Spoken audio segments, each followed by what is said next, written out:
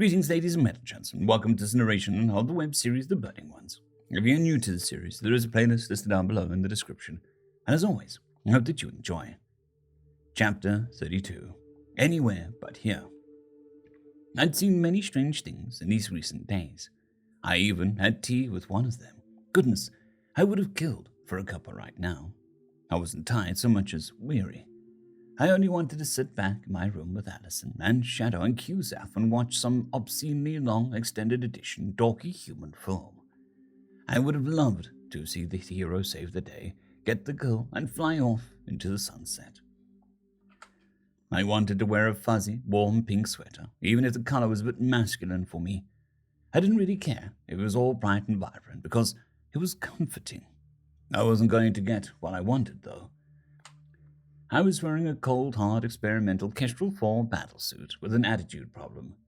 I hadn't cleaned my feathers in days, and the strange was just getting started. I was about to open the emergency bulkhead doors to let Allison join us, when both Zevi and Lee's guardians flared.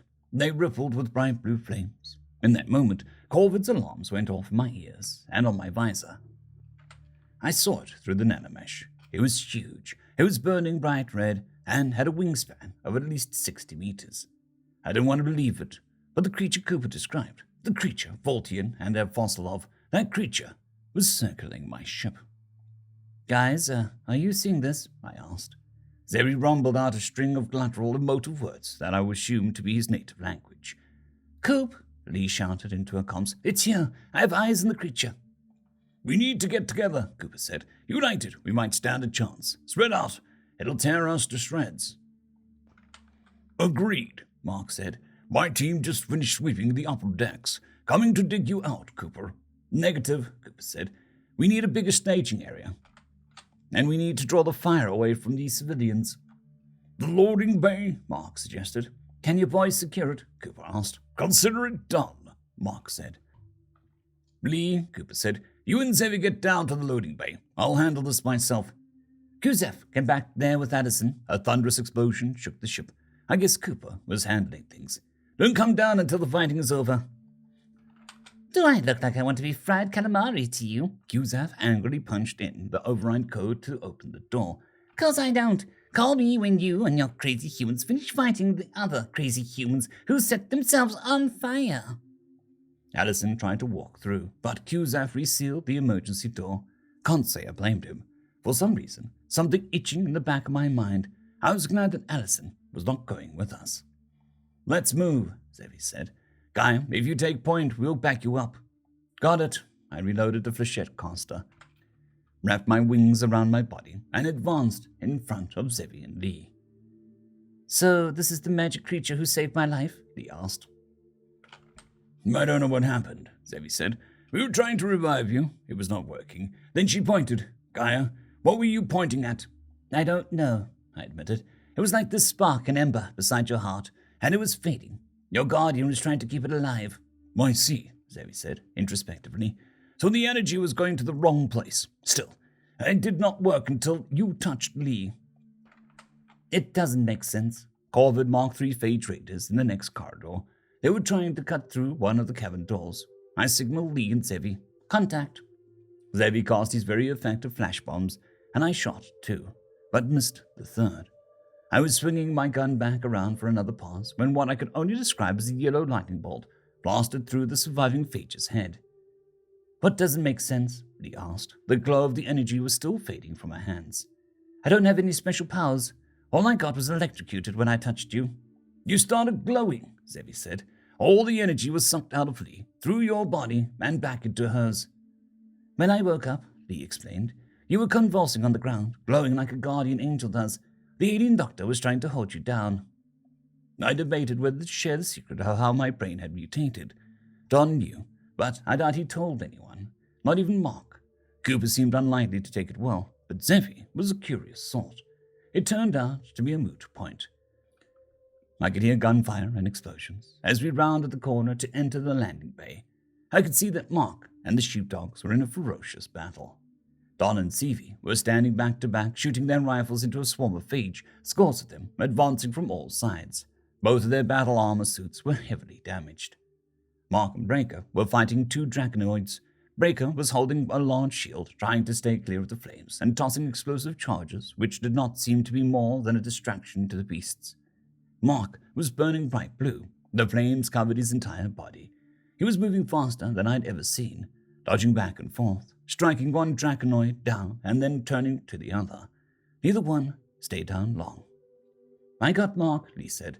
Her wings snapped open and whipped her body forwards. So quickly she appeared little more than a golden streak, cutting through the hall and down into the bay. Lee's knee impacted one of the draconid's chins as it was attempting to stand. It flew, tumbling like a rag doll, all the way across the hangar and struck the side wall. Zevi and I rushed forwards, but not quite so fast, to help Don and Sevi, who were nearly overwhelmed. Activating tack boost, launching countermeasures. I shot into the air, stowed my flechette caster, and drew my sword. As the blade extended, I saw Zevi clap his hands together and then point at my sword, which immediately caught fire. The stun charges launched from the edges of Kestrel's wings, and as they flew, they were joined by a barrage of Zevi's own light bombs. My wings extended, and I leveled out. The thrusters catapulted me forward. The bombs and stun charges exploded in front of me, and I crashed into the Phage ranks. The edges of my wings decapitated the raiders on either side of me, unlucky enough to still be vertical after the explosions. I kicked forward, swinging my legs into the last raiders between myself and the sheepdogs.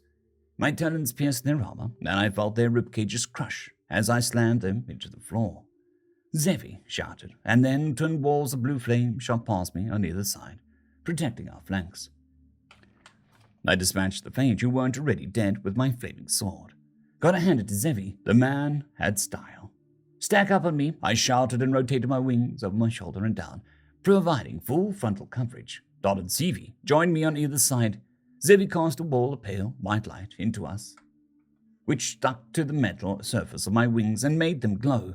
The Phage Rangers, who had survived my assault by being on the other side of the room, opened fire. I could hear the rounds striking my shields, but felt no heat or explosions. Sevi and Don leaned out on either side, quickly dispatching the raiders now that they had stable cover to work from. To my left, I saw Mark and Lee hammering down on a draconid. Lee formed a golden whip of light, lashing it out at the beast's legs, and yanked it viciously. The creature wailed and flailed, trying to right itself in the air with its wings. Its grimacing reptilian face had no trace of humanity left in it, and its skin was covered in a heavy, blackened crust. The draconid struck the deck heavily, but quickly rolled away, avoiding what surely would have been a killing blow from Mark. Lee cast another lash onto the beast's arm and wrestled against it, pulling and twisting until it fell again. Zevi leapt into the air and shot down a beam of solid white light from his chest. It struck the draconid, and the fires in the skin began to falter.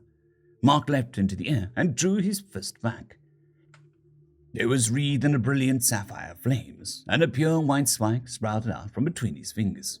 He plummeted towards the stunned creature and thrust his fist through its chest. The draconid screeched and exploded into a cloud of black ash and coal. The second draconid rushed at Mark from behind. He didn't see it coming. The cloud of ash was too thick. It leapt forward, claws bared, churning an inferno from its maw. A deafening bang shook the hangar. The draconid was struck mid-air by a projectile which vaporized half of its body. Lee shot out of the smoke and dispatched the remaining half. "Let's clean this up." Cooper dropped his railgun and leapt into the air. As he flew over my head, he formed a giant staff of azure light. He landed in front of me and drove the staff into the ground. A blast wave exploded from the ground, sending a wall of fire into the dozens of Phage who arrayed against Don, Sevi, and me. The fire struck them in the knees and quickly spread up their legs and engulfed their bodies. The flames ignited their weapons and breaching charges, which exploded and added to the inferno.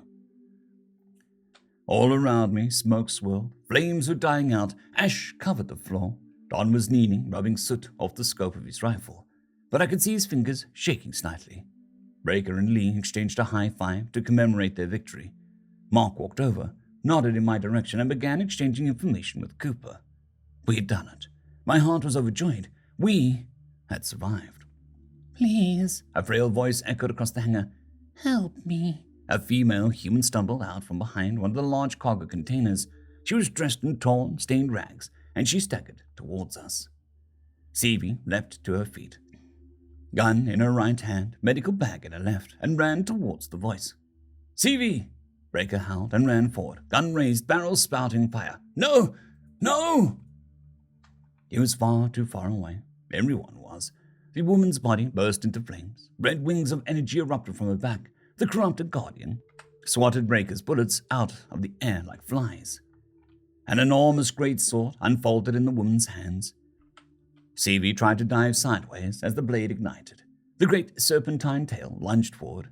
It caught Sevie by the foot and wrenched her body down onto the ground. Her body armor sparkled and rippled as it tried to absorb the kinetic energy of the impact. Cooper fired a wave of flames at the Draconid. Zevi and me both cast shields and sent them spiraling across the deck to protect Sevie. The Draconid battered Cooper's flames away with the great wings, and then brought its blazing blood-red sword down on Sevie's back. The blade sliced through Sevie's armor, through her body, and down into the floor. As her blood poured out, as her fingers reached out one final time, and then fell still. As my comrades screamed and rushed into the battle once again, as I too advanced against my better judgment, against my fears, I realized I would rather be anywhere else, anywhere, but here. End of chapter. I'd quickly like to thank the T5 peeps: Cold War Boomerwaffen, Sevaren Serberous, Bushmaster 177, Henry the Red, Casper Arnholtz, Cold War Boomerwaffen, Elijah Silvercross, Dragzoon W.R.E, and Sevaren Serberous. Thank you very much.